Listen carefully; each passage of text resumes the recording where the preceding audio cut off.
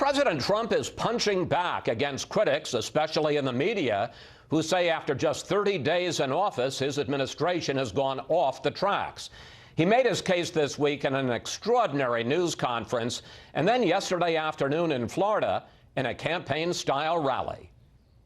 We are here today to speak the truth, the whole truth, and nothing but the truth. I hear your demands, I hear your voices, and I promise you, I will deliver. I promise that. Joining us now from Mr. Trump's Mar-a-Lago club in Palm Beach is White House Chief of Staff Reince Priebus.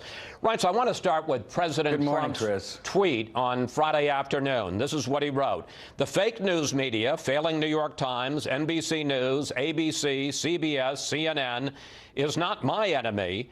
It is the enemy of the American people. Reince, the president believes that a free and independent press is a threat to the country?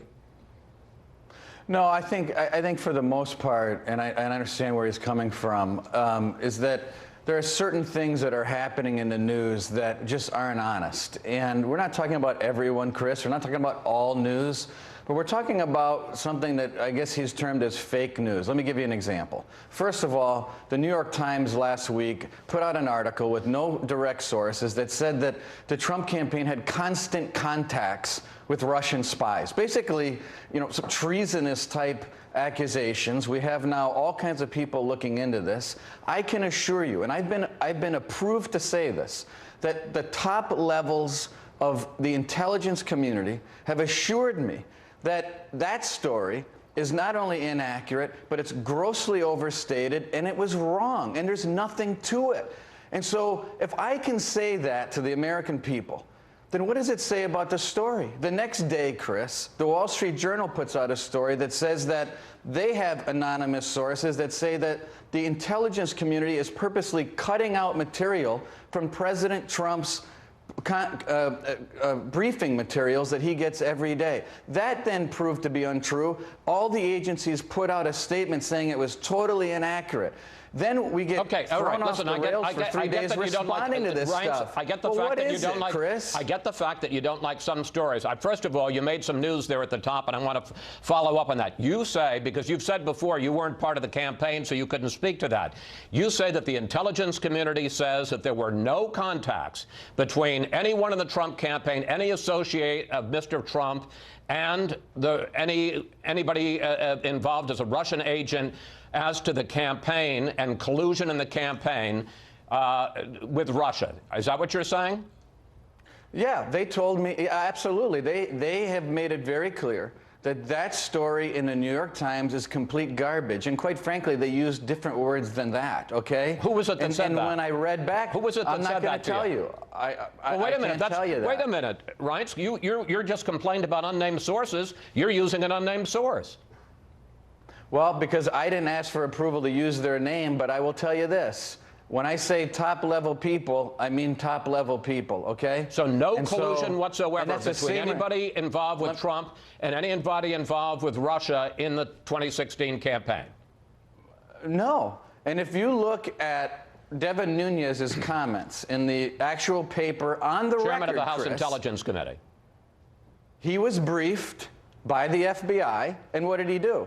He turned around and went on the record and said that this story is complete garbage. Okay, but here's the problem. Here we are. Reince, wait a minute. Here's the problem.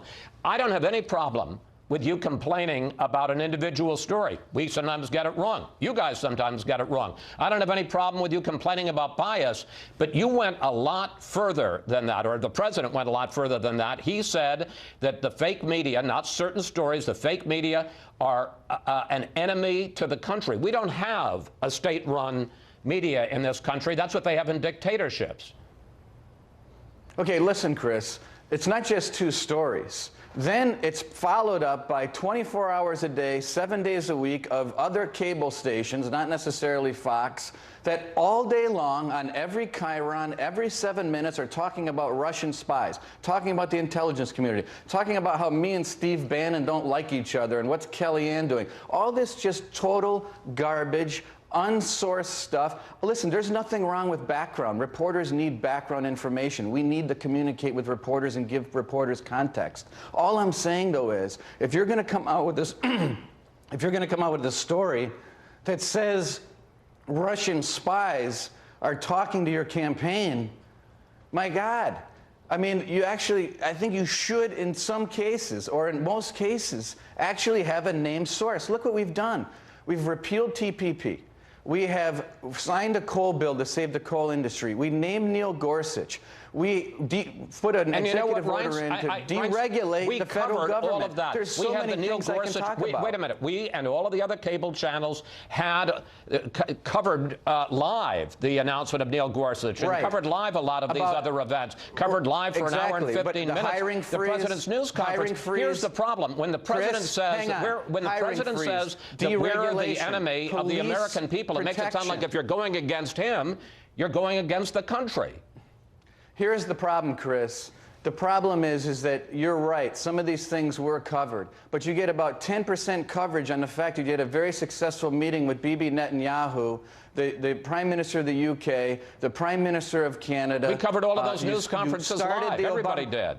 Right, sure. Yeah, right. But then as soon as it was over, the next 20 hours is all about Russian spies. But you don't get to tell us what to do, right? Nothing's happening. You don't get to tell us what to do any more than Barack Obama did. Barack Obama whined about Fox News all the time, but I got to say, he never said that we were an enemy of the people.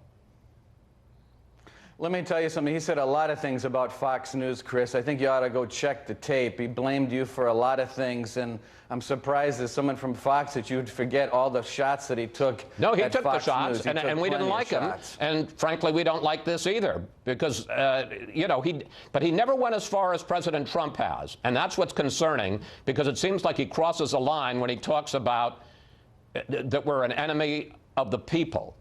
That is concerning. I think you should be concerned. I think you should be concerned about mainstream news outlets that are acting like, Washington Daily gossip magazines instead of the way it used to be, where you'd get a few sources on the record. Yeah, you'll need some background, and maybe, yes, you'll need some anonymous sources, but to accuse an organization of being in constant contact with Russian spies is outrageous. And every day it's something different. It's some other source that is absolutely untrue. Instead of talking about the things that are going on. All right, can I ask you about that we are doing every single day? I need to ask you another question about Russia, which you'll be delighted to answer. In his news conference this week, President Trump defended former National Security Advisor, now former, retired General Michael Flynn, in his phone call with the Russian ambassador. Here's the president.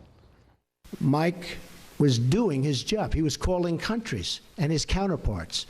So it certainly would have been okay with me if he did it. I would have directed him to do it if I thought he wasn't doing it. I want to be precise here. The president doesn't think there's anything wrong with his pick. He wasn't then in office. For National Security Advisor, calling the Russian ambassador to talk about, we're going to review and perhaps lift sanctions precisely on the day that President Obama imposed those sanctions because Russia had interfered in the U.S. election. He doesn't think there's anything wrong with that?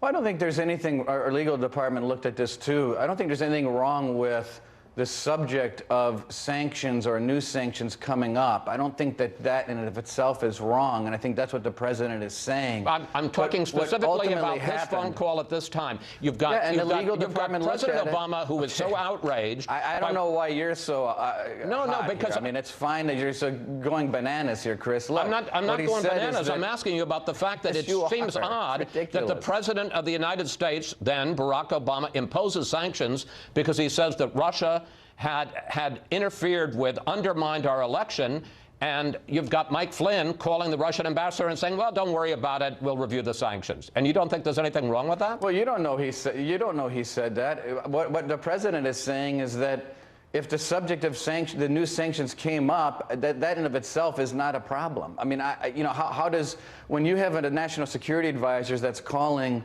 30 different leaders a day, there are a lot of topics of the day that come up. What are these people supposed to do? Well, why did the acting Attorney General, Sally Yates, warn the White House counsel, Don McGahn? And why was it called to a meeting and you were met with Bannon and the president?